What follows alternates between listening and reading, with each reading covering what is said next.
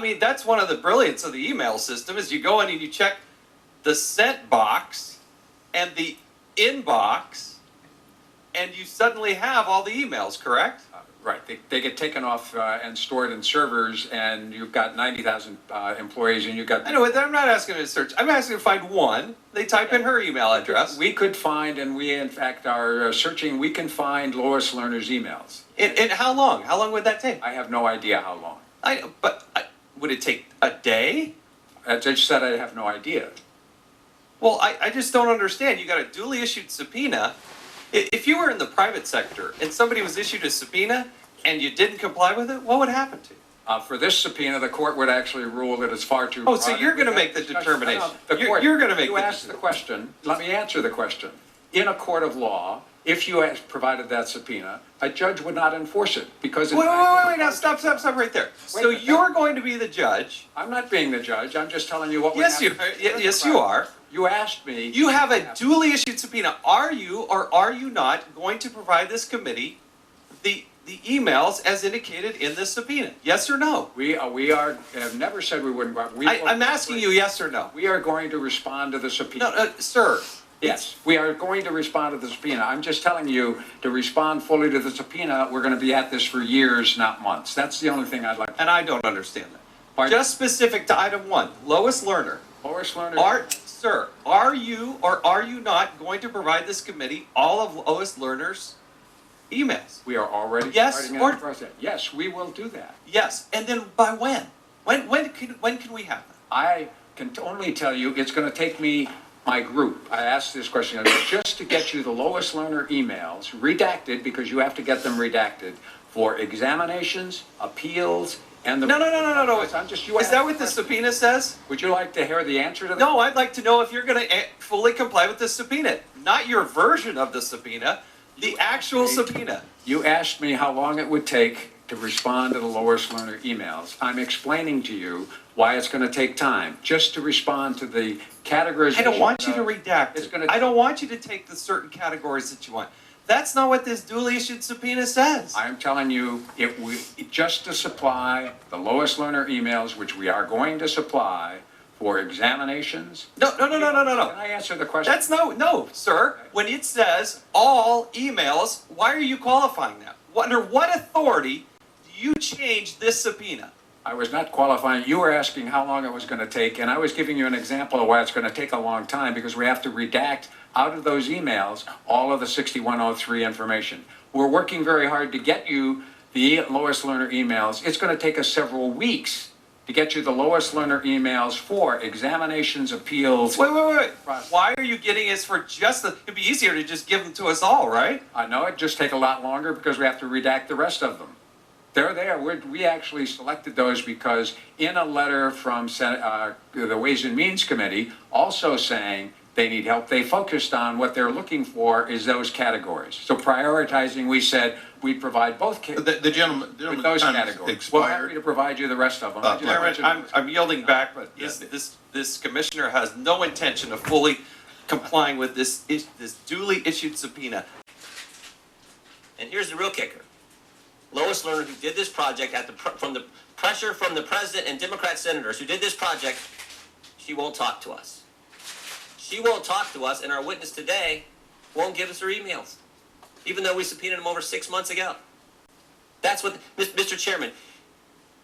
I'd like to know, and you correct me if you've already spoken to this, when you knew, personally, as commissioner of the IRS, when you knew that we had a problem here, that emails were lost or destroyed, that constituted a larger issue and so forth? When I first was advised about it, we didn't know whether any emails had been lost or destroyed. But in February... When were you first advised of it, just so I'm clear?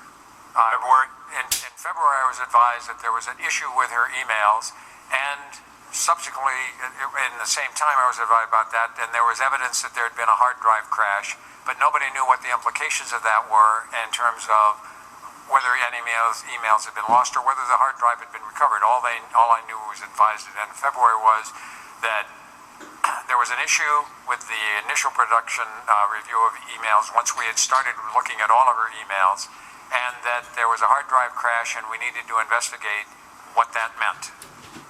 And that's what proceeded going forward. By mid-March, we had found the fact that there had been an attempt to reconstitute the hard drive unsuccessfully, then started reprocessing all of her emails to make sure there were none missing, and reprocessing all of the custodial emails to see what emails of Ms. Lerner's were available. Okay. So you thought it was presumably premature at that point. I've given you an opportunity to offer all the context you wanted to. Premature to notify this committee or anyone else of your knowledge, your personal knowledge. My approach was that we needed to know, A, what this meant, what had been the result, and ultimately what emails, if any, were available, and what emails, to the extent we could find them, were not available. And that if we gave a fulsome report, it would be more productive. And in fact, that's been my normal morning. And others have spoken to the fulsomeness of that report, so I won't get into that, sir. We've invoked the Federal Record Keeping Act. You yourself invoked it on at least one occasion, the Federal Records Act, that requires agencies to store and preserve certain documents. Why did the IRS change its document retention policy in May of 2013? The same month, Lois Lerner announced this targeting initiative. IRS, I wasn't here, but my understanding, they changed their document retention policy in May in response to this investigation. In other words, once the investigation started, the instructions went out to save all emails of everyone. That we would no longer recycle them every 6 months. That we would in fact make sure that nothing was changed. Thank you, sir. Please explain to me why the IRS did not instead change its document retention policy when TIGTA initiated its investigation and started working with the IRS, whereupon it presumably became clear that there was a document retention problem. I wasn't there in the start of the TIGTA investigation, but I would note there's no evidence at this point we know of that any emails were lost after that point in time. Called out the Supreme Court regarding the Citizens United decision. That same year, 2010, the president numerous times talked about Tea Party groups as shadowy groups who would hurt our democracy. That same year, Senator Schumer says we're going to get to the bottom of this, encourages the IRS to investigate. Senator Baucus, that same year, asked the IRS to investigate C4 applications and C4 groups. Senator Durbin asked the IRS to investigate Crossroads GPS. And then, in that same year, 2010, 2 weeks before the election, October 19th, at Duke University, Lois Lerner gives a speech. And she says this: the Supreme Court dealt a huge blow in the Citizens United decision. And everyone is up in arms because they don't like it. They want the IRS to fix the problem. The IRS law is not set up to fix the problem. C4s can do straight political activity. So everybody is screaming at us right now. Who's everybody? Everybody is not everybody. Everybody is the president and Democrat senators who ask her to do something. You wrote, thanks for your efforts to them. I really do appreciate the effort. Sometimes stuff happens. Now, is this a woman rejoicing over losing her hard drive and saying, thank God that thing is gone? They're never going to get me? No. It's a woman who's resigned, really, to the fact that the thing is lost. I have not done anything wrong.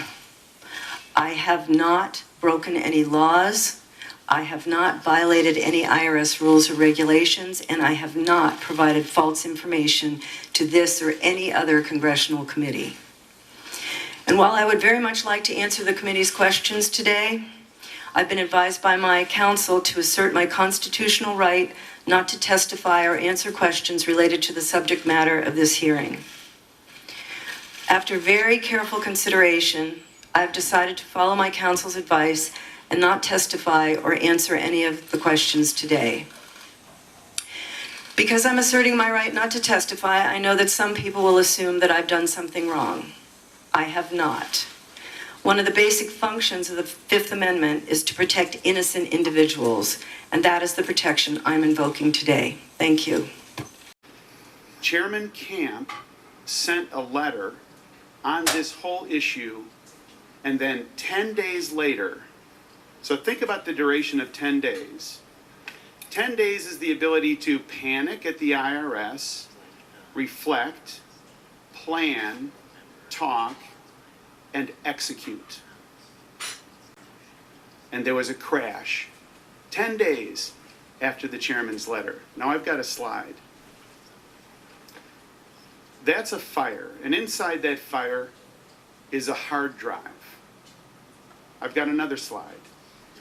That's the hard drive after it was burned. And you know what, Commissioner? You know what was recoverable from that? 100% of the data. So the notion that a hard drive or a server in the midst of this entire situation has been lost into oblivion is a case that even a white knight can't make. I yield back. A backtrack that went out to 83 people in the agency that she had contact with and retrieved their emails to try and get the emails for the That's committee. correct, and that's why rather than having lost Lois Lerner emails as if there are none of them, we have been able to produce over time, and will by the end of this month, 24,000 Lois Lerner emails from the time frame in question. Time has expired. I would ask unanimous consent to put into the record a letter from this committee, from me as chairman, to then Commissioner Doug Schulman on June 3rd, 2011, asking for the names, titles, and divisions of any individuals who were involved in investigating taxpayer contributions to 501c4s, which was sent to the IRS 10 days before Lois Lerner's email crashed. And with that, I would yield to Mr. Brady. Point of information, Mr. Yes. Chairman. So the letter without objection is put into the record. Yes. Point of information. Was that letter circulated to members of the committee? The letter was signed by me and sent to the Commissioner of the IRS. So we have, On behalf of the committee. none of us have seen it. Okay, thank you. You may have seen it. It's certainly been, we can get one to you. We can get you a copy. But I think as long as you're bringing out the timeline, we ought to get a complete picture of the timeline, which is the email crash occurred 10 days after the first letter went to the IRS investigation. Appreciate that. Mr. Brady is recognized for... When were you told about the problems with the Lerner emails? February? Pardon? In When were February, you I was told? told that they had discovered there was an issue with her email In February? in February. Why did you choose to withhold that information from this congressional investigation? I had no intention of withholding that information. As I've stated, our plan was to investigate and find out what the details were. At that point, we did not know whether there had been a crash that had affected her emails or not. Right, As I you just noted, testified that you gave your agency 3 weeks to determine if it could be retrievable or not. They weren't successful. So, giving you the benefit of the doubt, in March, you knew these emails were not available. Why didn't you inform this congressional investigation then? as I told you, my goal was to, in fact, determine all of the facts so we could give you a full report. As I noted earlier this week, we provided. You informed the Treasury in. Do I get to answer the question? Could the witness answer the question? You know, Regular order, Mr. Levin. The gentleman from Texas has the time, and he is questioning appropriately. So please, no more interruptions. Regular order allows a witness to answer a question. The regular order allows the witness to conduct his questioning as he sees fit. This committee has given broad latitude to members of both parties to do that. Mr. The Chairman, time will parliamentary restore to Mr. Brady. Mr. Chairman, Brady will continue. Parliamentary inquiry, Mr. Chairman. The gentleman will state his parliamentary inquiry. Under the rules of the House, every member has 5 minutes to pose questions to the witness, and the witness is given an opportunity and a right to respond. Is the chairman saying that the witness does not have a right to respond to the question? The gentleman has had plenty of time to respond. That is not a parliamentary inquiry. Mr. Brady has Mr. time. Chairman, my question is, does the witness have a right to respond to the The question? gentleman has not stated a parliamentary inquiry. The gentleman from Texas. you knew in March, Start again with the question. yet you withheld the information from this congressional investigation. And in May, you assured this committee that all of Ms. Lerner's emails would be provided to us, yet you knew that that was not possible. No, in fact, I knew that, in fact, we would provide you all the Lois Lerner emails that we had. You already knew in March they were not retrievable.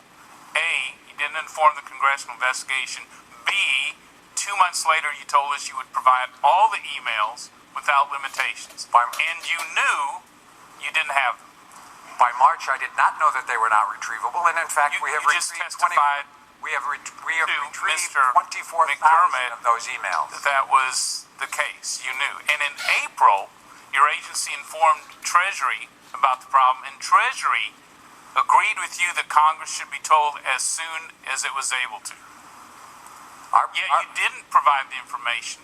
And then you assured us you would provide all the emails without limitation, with no mention that you then knew 2-3 months into this that they weren't retrievable.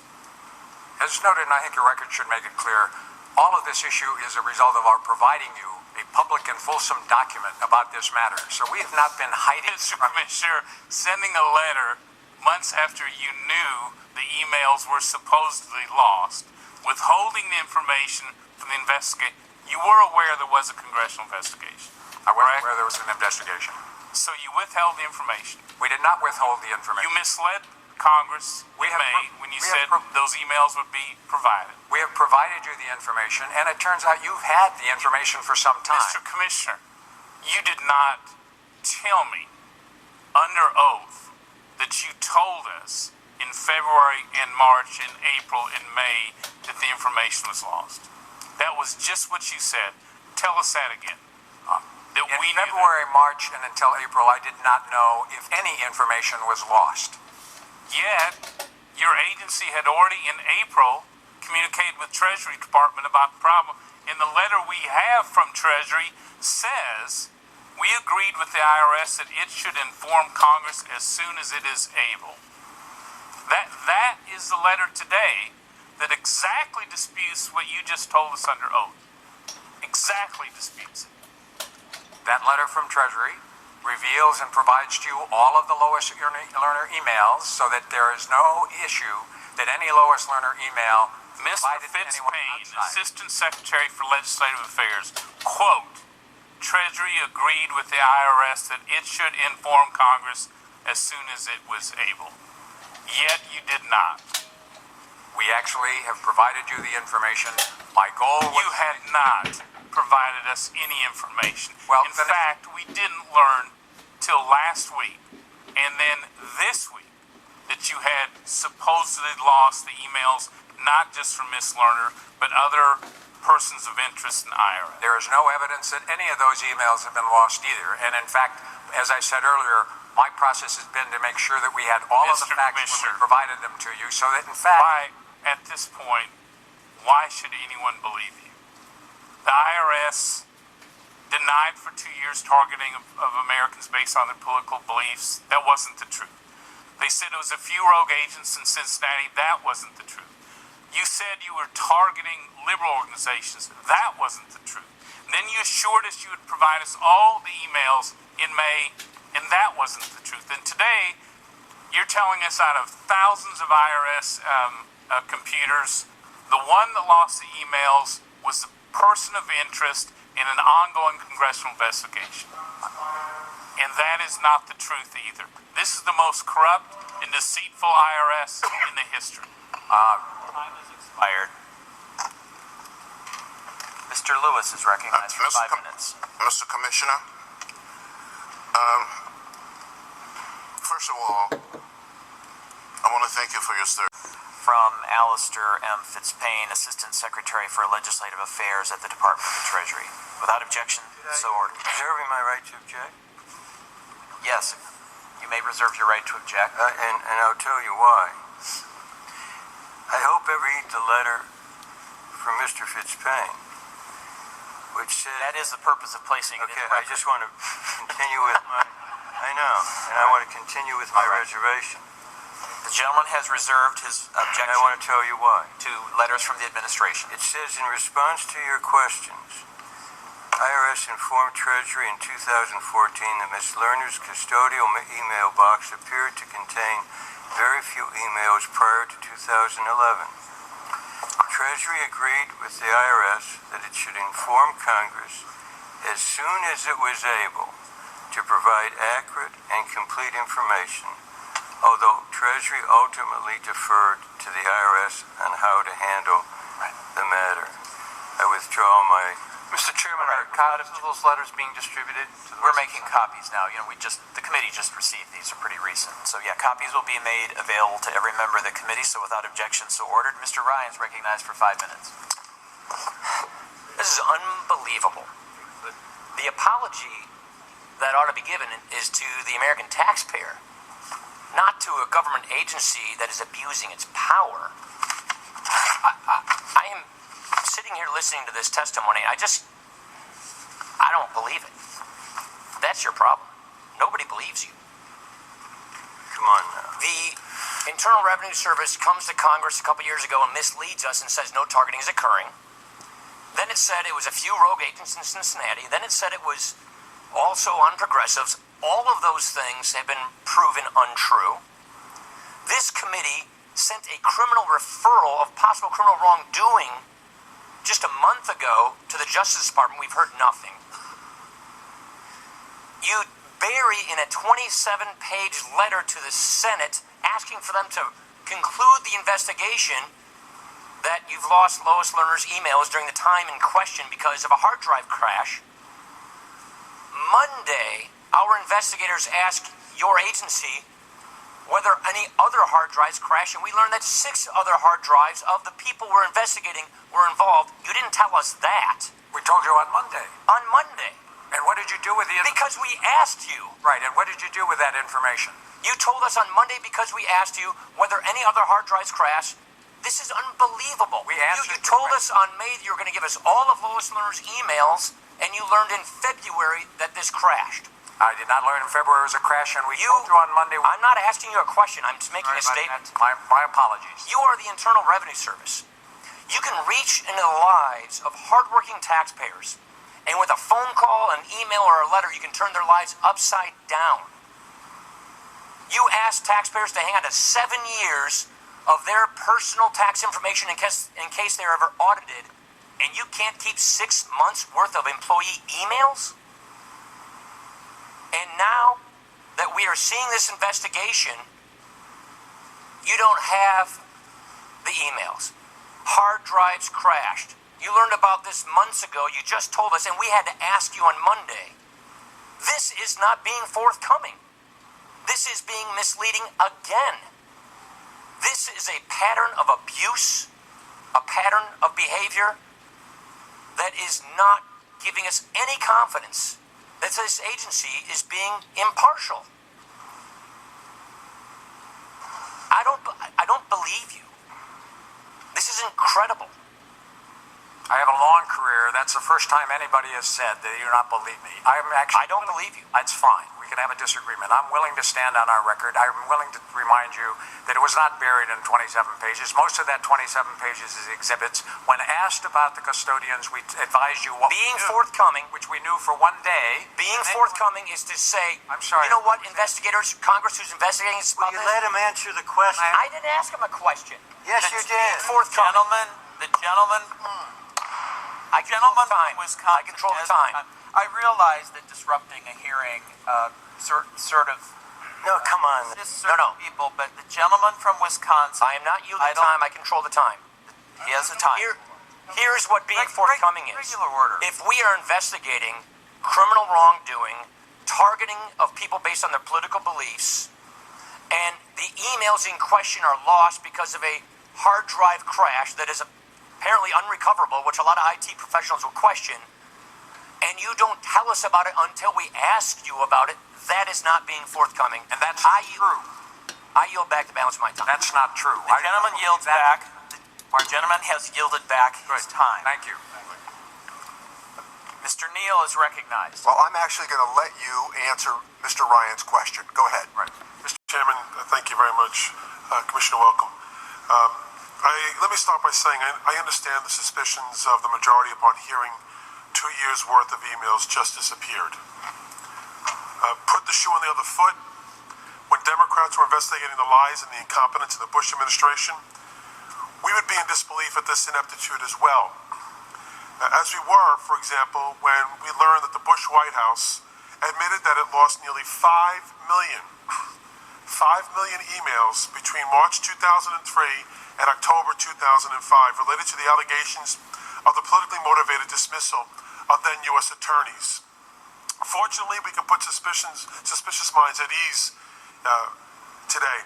The Inspector General for the IRS, a man named J. Russell George, who was a Republican political appointee of President George W. Bush, has already testified that Ms. Lerner did not learn about the inappropriate criteria being used in local Cincinnati IRS office until a meeting of June 29th, 2011, at least 16 days after Ms. Lerner's hard drive crashed. Yes, her computer crashed more than 2 weeks before she was notified about the inappropriate actions happening in Cincinnati. Now, like those who continue to refuse to believe that the birth certificate from the state of Hawaii is actually real, conspiracy theorists will continue to rattle sabers, but really, does anyone in this room want to be seen in that light? Commissioner, as I mentioned, welcome.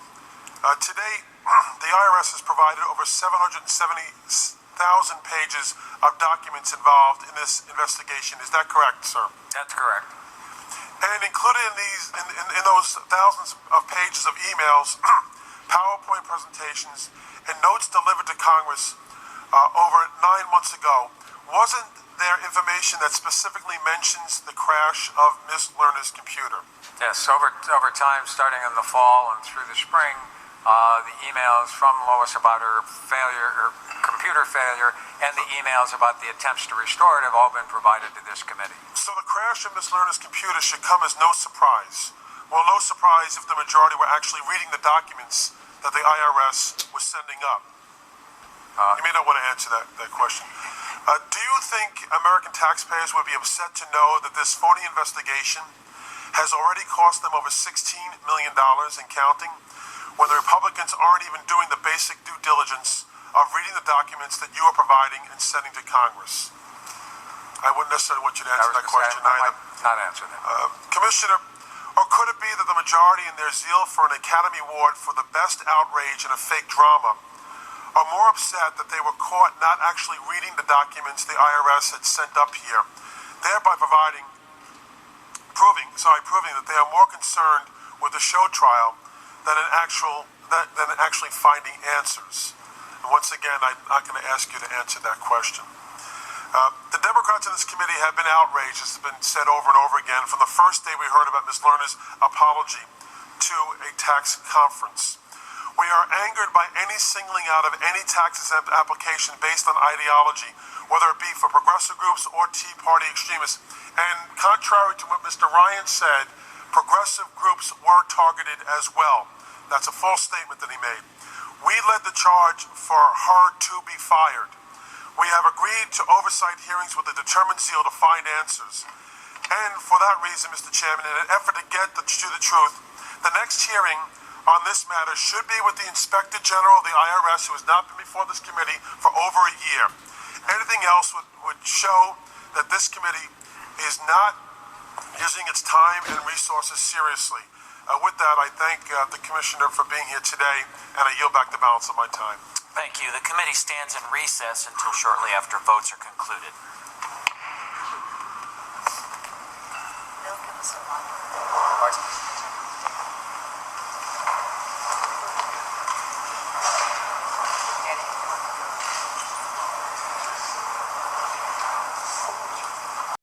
Of delay and disrespect and deceit in many cases, not from you, sir.